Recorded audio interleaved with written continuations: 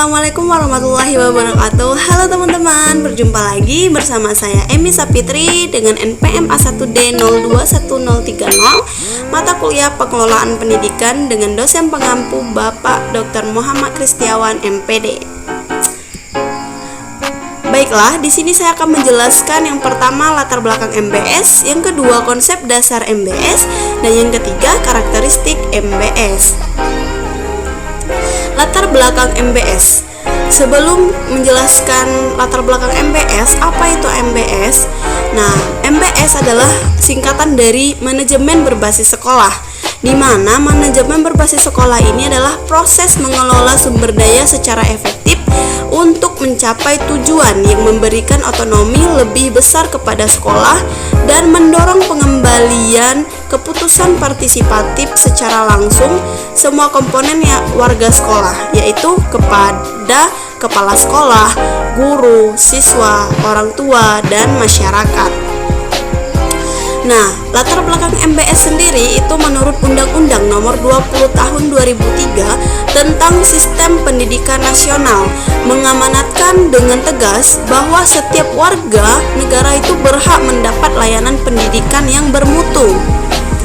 Nah, di mana pendidikan yang bermutu tidak hanya diukur dari produk output, tetapi terkait dengan input dan proses penyelenggaraan pendidikan itu sendiri.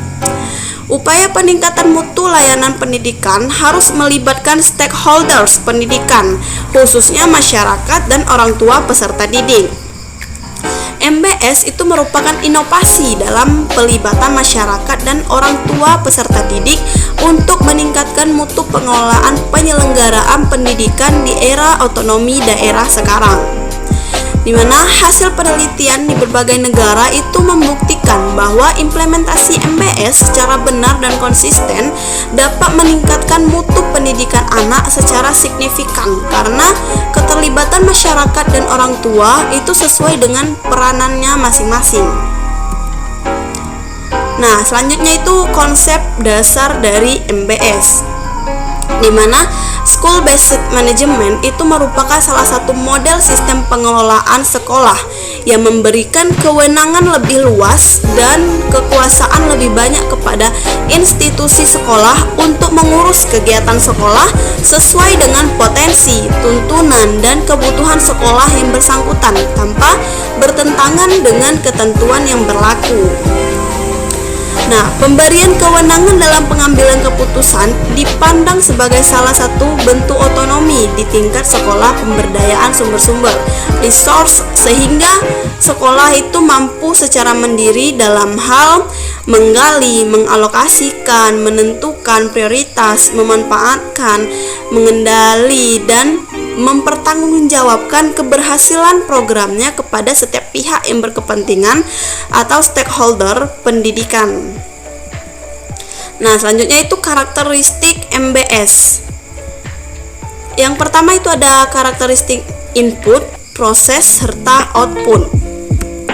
Nah, input dalam pendidikan itu memiliki kebijakan, tujuan, dan sasaran mutu yang jelas. Secara formal, sekolah itu menyatakan dengan jelas tentang keseluruhan kebijakan, tujuan, dan sasaran sekolah yang berkaitan dengan mutu.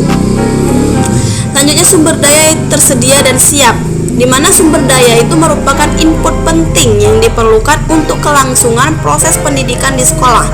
Tanpa adanya sumber daya yang memadai, proses pendidikan di sekolah tidak akan berlangsung secara memadai dan pada akhirnya sasaran sekolah itu tidak akan tercapai. Yang selanjutnya, staf yang kompeten dan berdedikasi tinggi itu juga berpengaruh dalam input pendidikan. Selanjutnya, memiliki harapan prestasi yang tinggi. Sekolah yang menerapkan MBS mempunyai dorongan dan harapan yang tinggi untuk meningkatkan prestasi peserta didik dan sekolahnya. Nah, fokus pada pelanggan, di mana fokus pada pelanggan di sini maksudnya adalah siswa. Nah, pelanggan terutama siswa harus menjadi fokus dari semua kegiatan sekolah. Artinya, semua input dan proses yang dikerahkan di sekolah, tujuan utamanya adalah meningkatkan mutu dan kepuasan peserta didik. Nah, selanjutnya input manajemen. Sekolah yang menerapkan MBS memiliki input manajemen yang memadai untuk menjalankan roda sekolah.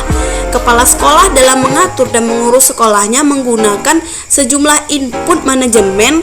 Kelengkapan dan kejelasan input manajemen akan membantu kepala sekolah mengelola sekolahnya dengan efektif.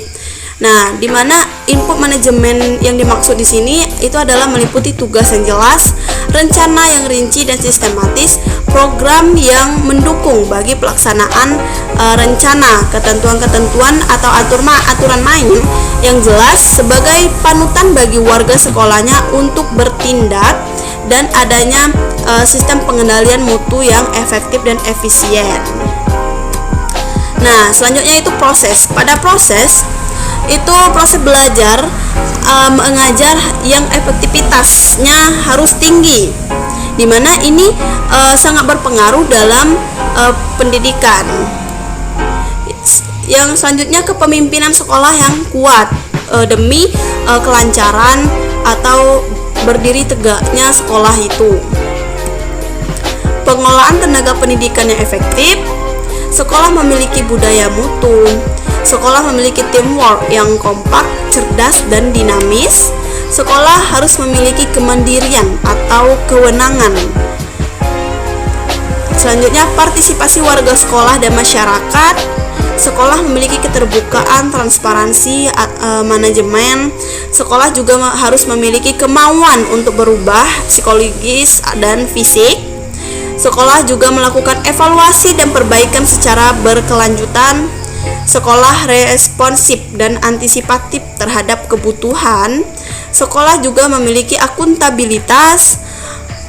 Para orang tua, peserta didik, dan masyarakat juga dapat memberikan penilaian. Sekolah memiliki sustainabilitas. Nah, untuk yang output itu adalah kinerja sekolah. Kinerja sekolah adalah prestasi sekolah yang dihasilkan oleh proses sekolah.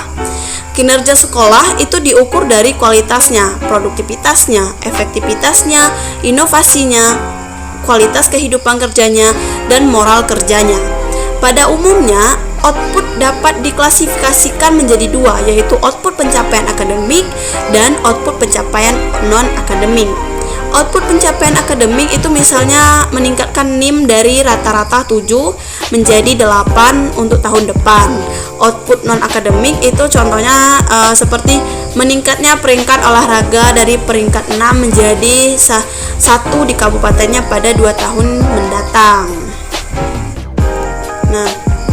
Nah, dapat kita simpulkan bahwa tujuan manajemen berbasis sekolah adalah meningkatkan semua kualitas dalam pendidikan dengan cara memandirikan atau memberi kewenangan penuh kepada sekolah untuk mengelola sendiri seluruh kebutuhan sekolah yang bersangkutan dengan peningkatan mutu pendidikan. Tujuan utama MBS adalah meningkatkan efisiensi, mutu, dan pemerataan pendidikan dengan menjalin kerjasama antar sekolah, masyarakat, dan juga pemerintahan. Nah, baiklah teman-teman, itulah penjelasan dari saya. Lebih dan kurang saya mohon maaf. Saya akhiri. Wassalamualaikum warahmatullahi wabarakatuh, dan terima kasih. Sampai jumpa di video selanjutnya. Bye-bye.